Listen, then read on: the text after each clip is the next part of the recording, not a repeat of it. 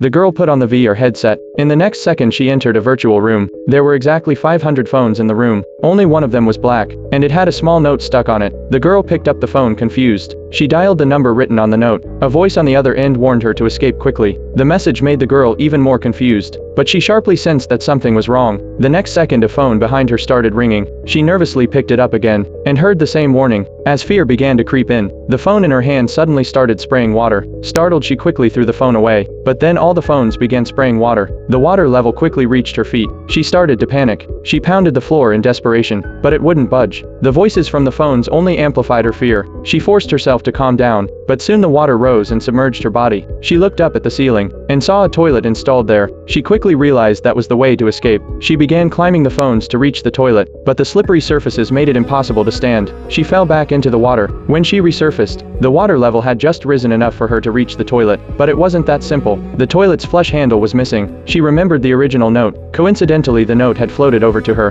The moment she saw it, she figured out the solution. The numbers weren't a phone number. They were coordinates for a specific phone. She took a deep breath and dove underwater. She quickly found the phone she was looking for. She dialed the number from the note again, and successfully removed the phone's dial plate. Inside was the missing flush handle. She swam back to the ceiling, and attached the handle to the toilet. As she pulled it, the water level drained rapidly. Congratulations! You've escaped!